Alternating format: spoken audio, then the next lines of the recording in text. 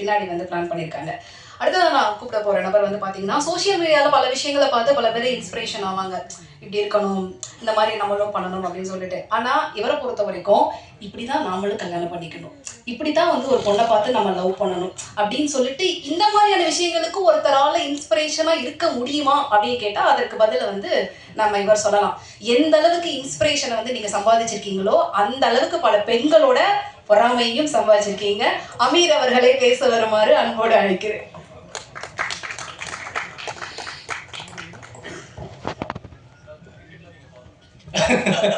ஆமாம், அவங்களுக்கு கல்யாணம் ஆக போகுது. ஓகே, பத்திரிகையாளர்கள், ஊடக நண்பர்கள் எல்லாருக்கும் வணக்கம். And director, music director, editor, cameraman, fight master, வணக்கம். மியூசிக் டைரக்டர் சார் எல்லாருக்கும் வணக்கம். ஃபர்ஸ்ட், நான் இந்த ப்ராஜெக்ட் வர்றதுக்கு முக்கிய காரணமாக இருந்த உதய் ப்ரோ, ரொம்ப ரொம்ப நன்றி. நான் என்னோட ஜேர்னி வந்து நான் சொல்லணும்னா எல்லாருக்குமே தெரிஞ்சது தான். நான் எங்கேருந்து வந்தேன், எங்கே வரைக்கும் வந்துட்டு இருக்கேன்றது எல்லாமே எல்லா இடத்துலையும் எல்லாருக்கும் தெரியும்.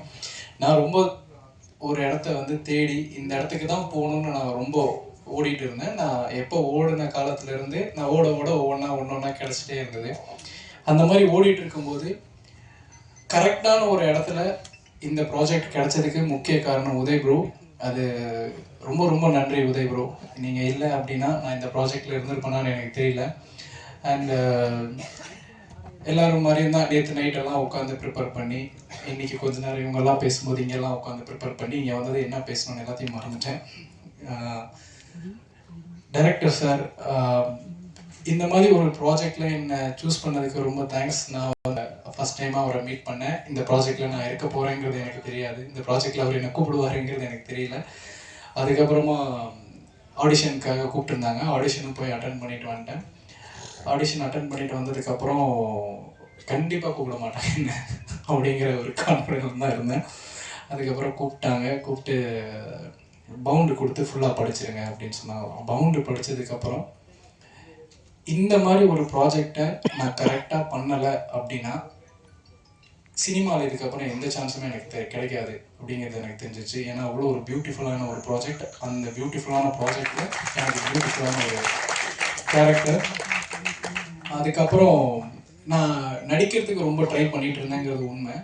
அதை விட ஒரு 10% எக்ஸ்ட்ராவாக கோரியோகிராஃபர் ஆகணும், சினிமாவில் வந்து நான் ஒரு டான்ஸ் மாஸ்டர் ஆகணும் அப்படின்னு சொல்லி நான் ரொம்ப ட்ரை பண்ணிகிட்டு இருந்தேன்.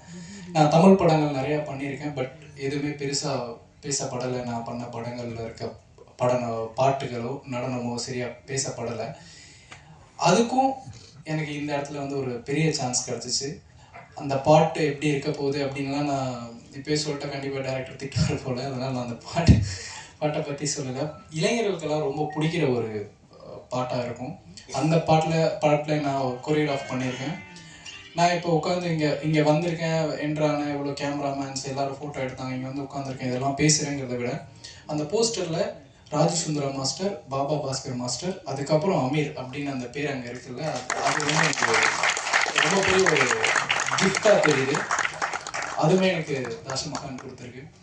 ஹரிஷ் கல்யாண் பிரதர் என்னை கம்ஃபர்ட்டாக வச்சுக்கிட்டதுக்கு ரொம்ப ரொம்ப நன்றி, ரொம்ப நன்றி. ஏன்னா நான் ரொம்ப பயந்துட்டு இருந்தேன். ஃபஸ்ட்டு டேலேருந்து லாஸ்ட் டே ஷூட் வரைக்கும் ஒவ்வொரு ஷாட்டுக்கு போகும்போது எனக்கு ரொம்ப பயமாக இருந்தது.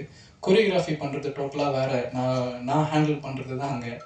நான் என்ன சொல்கிறேன்னா அது நடக்கும். பட் இங்கே அப்படி இருக்கல. கேமரா முன்னாடி வச்ச உடனே நான் ரொம்ப கான்சியஸ் ஆகிடுவேன், ரொம்ப மிஸ்டேக் பண்ணுவேன். என்ன பண்ணுறேன், கரெக்டாக பண்ண கூட இருக்கேங்கிறதுனால சொல்ல. நான் இதுக்கு முன்னாடி கூட நான் அவருக்கு இன்ஸ்டாகிராம்லலாம் மெசேஜ் பண்ணிடுறேன். அவர் ஜெயிக்கிறப்ப ஏதோ எங்களை மாதிரி பசங்க எல்லாருமே ஜெயிக்கிற மாதிரியான ஒரு சந்தோஷம் மனசுக்குள்ள.